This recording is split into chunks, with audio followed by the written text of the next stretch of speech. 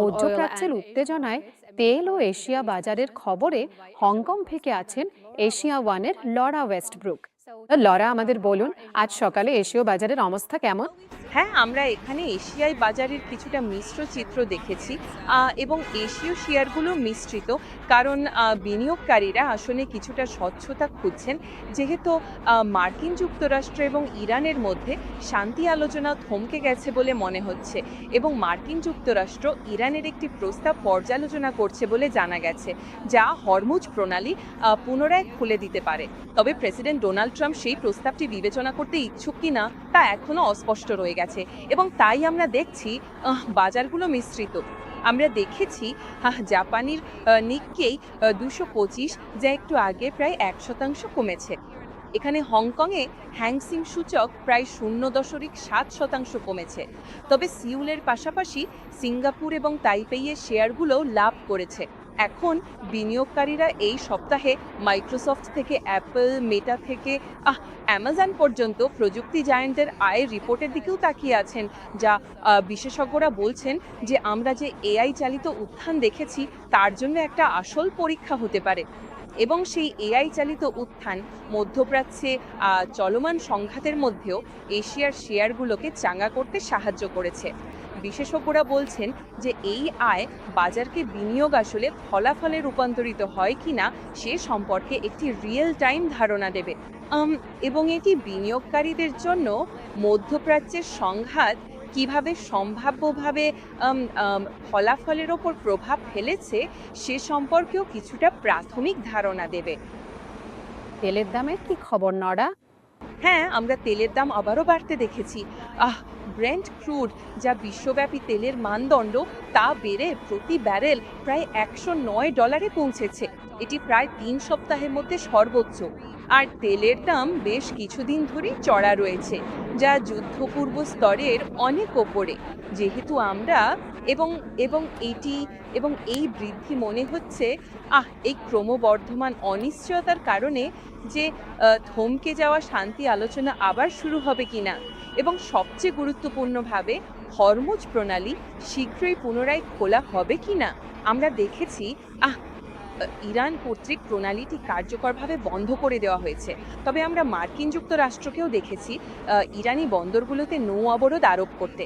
তাই কার্যকরভাবে এটি একটি দ্বিগুণ অবরোধ। এর ফলে দেখা গেছে আসলে জাহাজ চলাচল একদম কমে গেছে। আর যুদ্ধের আগে এটি একটি গুরুত্বপূর্ণ পয়েন্ট ছিল।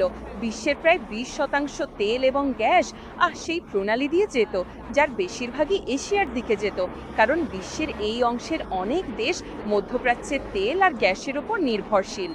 তো এই প্রণালীটি পুনরায় খুলে দেওয়া তেলের দামের জন্য সত্যিই একটা মূল কেন্দ্রবিন্দু, এবং এই অনিশ্চয়তাই তেলের দাম আবারও বেড়ে যাওয়ার অন্যতম কারণ বলে মনে হচ্ছে।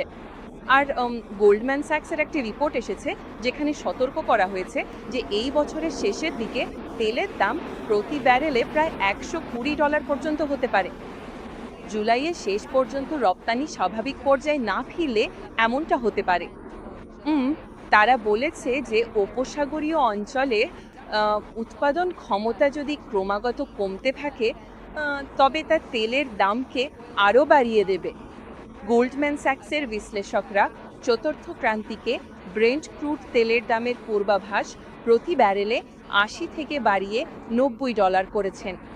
আর সেই বিষয়টি জুনের শেষ নাগাদ উপসাগরীয় রপ্তানি স্বাভাবিক হওয়ার উপর নির্ভর করছে।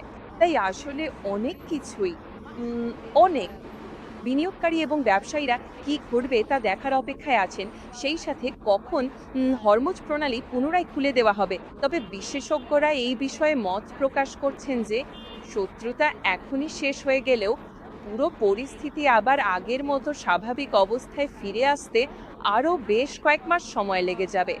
আর এর মূল কারণ হলো এই জমে থাকা প্রচুর কাজ এবং ব্যাপকভাবে ক্ষতিগ্রস্ত হওয়া অবকাঠামো, সেই সাথে জলপথ থেকে সম্ভাব্য মাইনগুলো পুরোপুরি সরিয়ে ফেলার প্রয়োজনীয়তা। লরা, ব্যাংক অফ জাপান সুদের হার অপরিবর্তিত রেখেছে। এই বিষয়ে আপনি আমাদের আর কি জানাতে পারেন? হ্যাঁ, ঠিক তাই। আমরা এই সপ্তাহে কেন্দ্রীয় ব্যাংকগুলোর নেওয়া অনেকগুলো সিদ্ধান্তে প্রথমটির দিকে নজর রাখছিলাম। ব্যাংক অফ জাপান প্রথম কেন্দ্রীয় ব্যাংক হিসাবে তাদের সুদের হার 0.75% স্থির রেখেছে। জাপানের অর্থনীতি শুধু এই অঞ্চলের নয়, বরং বিশ্বের অনেক অর্থনীতির মতোই মধ্যপ্রাচ্যের সংঘাতের নেতিবাচক প্রভাবের মোকাবিলা করছে। বিশেষজ্ঞরা মুদ্রাস্ফীতির চাপের পাশাপাশি এই যুদ্ধের কারণে বিশ্বব্যাপী প্রবৃদ্ধির ওপর সম্ভাব্য প্রভাব এবং অনিশ্চয়তা নিয়ে সতর্ক করছেন। তাই ব্যাংক অফ জাপান বলেছে যে অর্থনীতি এখনো মাঝারিভাবে বৃদ্ধি পাচ্ছে, তবে যুদ্ধ, অপরিশোধিত তেল এবং অন্যান্য পণ্যের দাম বাড়িয়ে দেওয়ায় এটি ভিড় হয়ে যাবে বলে আশা করা হচ্ছে। আরেকটি লক্ষ্য করা বেশ মজার যে তাদের মুদ্রানীতি বোর্ডের ভোটটি সর্বসম্মত ছিল না, এটি ছিল 6-3 ব্যবধানে। এবং একটা বিবৃতিতে ব্যাংক অফ জাপান বলেছে যে ভবিষ্যতের পরিস্থিতির ক্ষেত্রে বিভিন্ন ঝুঁকি রয়েছে। তারা বলেছে যে আপাতত মধ্যপ্রাচ্যের পরিস্থিতির ভবিষ্যৎ গতিপথের প্রভাবের দিকে নজর দেওয়া বিশেষভাবে প্রয়োজন। তাই সত্যি সামনে কি ঘটে এবং কি কি পরিবর্তন আসবে সেদিকে তাকিয়ে আছি। জাপান সেই দেশগুলোর মধ্যে একটি যা ক্ষতিগ্রস্ত হয়েছে। এটি এর তেলের একটা বড় অংশ পায় মধ্যপ্রাচ্য থেকে। কিন্তু জাপানের নিজস্ব কৌশলগত তেলের মজুদও রয়েছে এবং সেই শক্তির ধাক্কার কিছু প্রভাব কমাতে তারা সেই মজুদ ছেড়ে দিয়েছে। এবং এটিও উল্লেখ্য যে এই সপ্তাহে বেশ কয়েকটি কেন্দ্রীয় ব্যাংকের বৈঠকের মধ্যে এটি প্রথম। ইউএস ফেডারেল রিজার্ভের পাশাপাশি ব্যাংক অফ ইংল্যান্ডেরও বৈঠক করার কথা রয়েছে।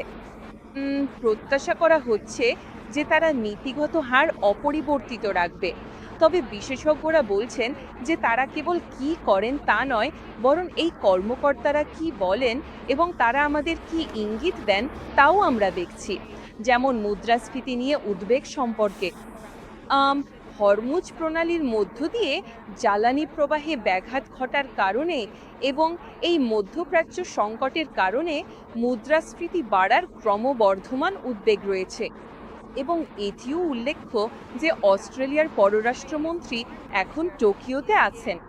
তিনি কিছু মন্তব্য করেছেন যে মধ্যপ্রাচ্য এশিয়া প্যাসিফিক অঞ্চলে একটি অসম প্রভাব ফেলেছে।